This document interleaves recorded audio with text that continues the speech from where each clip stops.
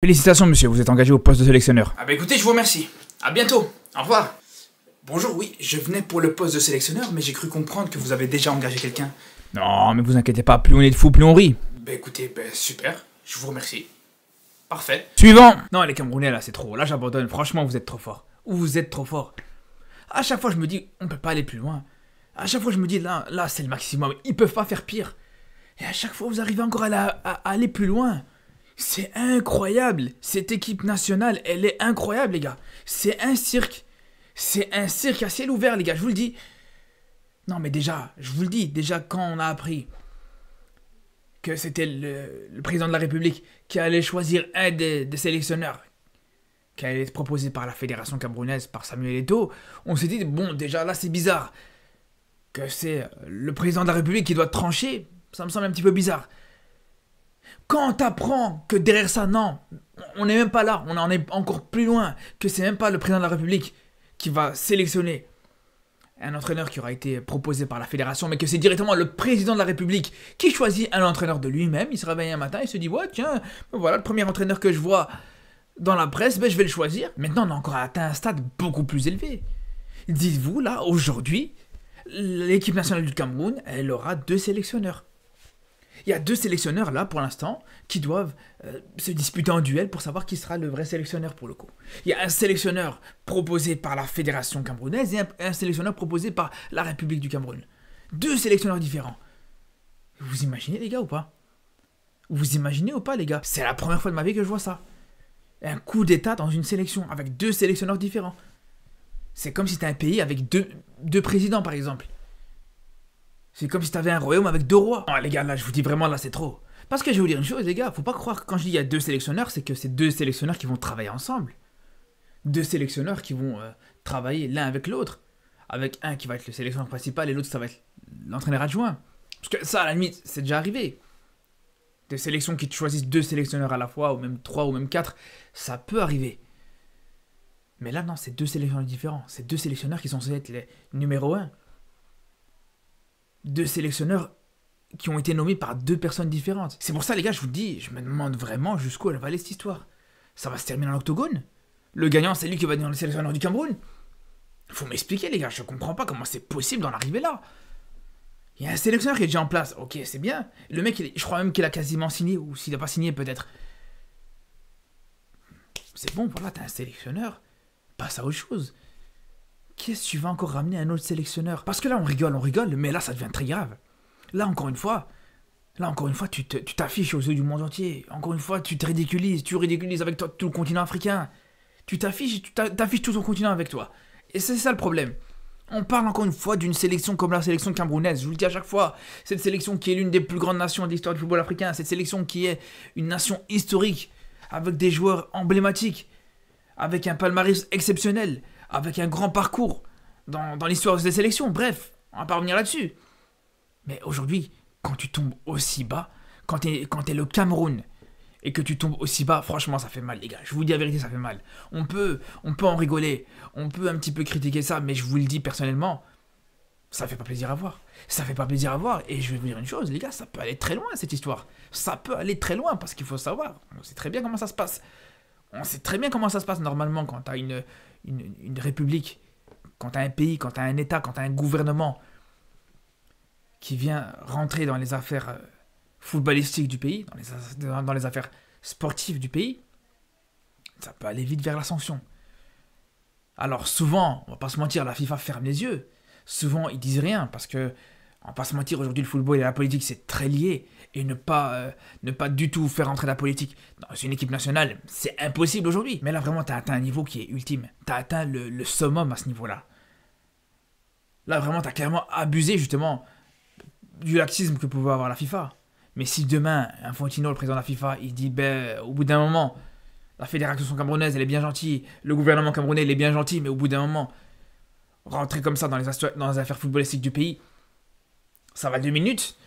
Je vous le dis, à tout moment, tu prends une sanction de 5 ans, tu comprends rien du tout. À tout moment, le Cameroun ne pourra pas participer aux qualifications pour la Coupe du Monde, aux qualifications pour la Coupe d'Afrique et tout ça. Ça peut aller très vite, les gars. À tout moment, les gars, si demain, Infantino, il décide, il se dit, ouais, voilà, le Cameroun, ils vont un petit peu trop loin, on va stopper un petit peu tout ça. Il n'y a plus de fédération camerounaise, comme ça vous savez les gars. Cette équipe nationale du Cameroun, elle sera rayée de la carte du monde du football les gars. Parce que là vous me dites ouais non mais c'est pas grave, ouais mais non, bah, ils vont négocier, c'est pas un problème, ouais mais c'est... Les gars, faut se rendre compte à quel point l'histoire elle va très loin. Parce que quand on voit ce genre d'histoire, quand on voit ce genre de situation, ouais c'est le folklore de l'Afrique, c'est bien marrant 2 minutes, mais à tout moment, voilà, les conséquences elles peuvent être très graves. Que ce soit pour le Cameroun, mais aussi bien sûr, on va pas se mentir, pour le football africain. Pour le continent africain, aujourd'hui, si tu perds une équipe nationale comme le Cameroun sur les prochaines CAN, sur les prochaines qualifications pour la Coupe du Monde, sur les prochaines Coupes du Monde, c'est sûr que ça va être un vide énorme pour le football africain. On va être honnête là-dessus. Et vous pouvez me dire que j'exagère peut-être, mais les gars, c'est la vérité. Aujourd'hui, quand on sait que dans le règlement de la FIFA, on sait très bien que justement le gouvernement n'a pas le droit de rentrer dans les affaires footballistiques du pays, je vous le dis là, on est en plein dedans. On a même dépassé la limite du raisonnable. L'étape d'après, c'est que le président de la République camerounaise, il met un maillot et il joue à la place des joueurs. Ils prennent la place de Choupo-Moting ou de Vincent Boubacar sur le terrain. C'est tout ce qui manque là. Parce que pour prendre quand même la décision de choisir le sélectionneur, là franchement, c'est du jamais vu.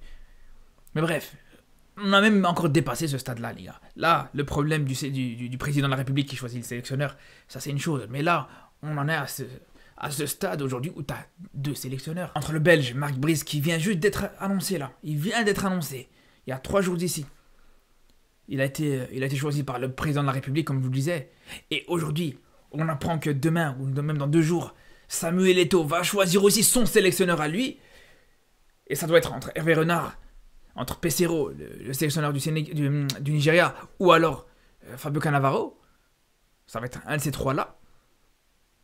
Les gars, ça va être n'importe quoi, les gars. Ça va être n'importe quoi. C'est là on se rend compte, ça va être n'importe quoi. Et le pire, c'est qu'on aurait pu se dire, ouais, non, mais ces 3 sélectionneurs-là, ils viendront sûrement pas. Parce que ça ressemble un petit peu au bourbier. Quand même, quand on voit ça, quand on voit la situation, ouais, t'as déjà un sélectionneur qui est en place, et tu vas ramener encore un autre sélectionneur, ça peut ressembler à un bourbier. Mais quand on voit les sommes astronomiques que peuvent proposer justement les dirigeants de la fédération camerounaise, on se dit là, ça va être difficile de refuser. Même Hervé Renard, je pense que quand il va voir le salaire qui va être proposé justement par Samuel Eto'o, je pense que sa tête, elle va vite tourner. Il va prendre un salaire encore plus élevé que ce qui touchait en Arabie Saoudite. Vous imaginez ou pas? Il va prendre un plus gros salaire que ce qu'il avait en Arabie Saoudite. Et il pourra revenir en Afrique, dans un continent qu'il affectionne. Il pourra avoir un salaire que aucune autre équipe africaine lui a proposé ou lui a déjà proposé. Ça, c'est une première chose. Deuxième chose, il pourrait entraîner une grande nation de football, faut le dire. Et tout ça, comme je vous disais, dans un continent qu'il aime bien, qu'il affectionne et dans lequel il est à l'aise et où il a l'habitude de travailler.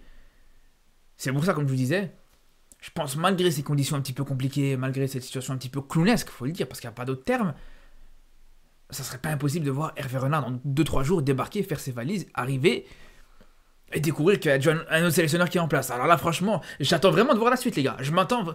Alors, franchement, autant... la situation, c'est vrai que, comme je vous dis, elle est assez triste, mais ça n'empêche pas quand même que c'est du divertissement. Alors là, on est dans le divertissement total. Là, franchement, c'est une série Netflix. Le Cameroun, aujourd'hui, c'est clairement devenu un cartoon. Je vous dis, à chaque fois, t'as un nouveau rebondissement. À chaque fois, tu te dis, non, il peut pas se passer autre chose. Là, tu te dis, là, c'est fini. Mais à chaque fois, t'as un nouveau truc. Là, dans le prochain épisode, la question, ça va être de savoir quelle réaction va avoir Hervé Renard ou l'autre sélectionneur qui va débarquer et qui va voir qu'il y a déjà un sélectionneur qui est en place. Ça va vraiment être ça le prochain épisode. Et je vous dis, j'attends ça avec impatience, les gars. J'attends vraiment de voir comment ça va se passer, les gars.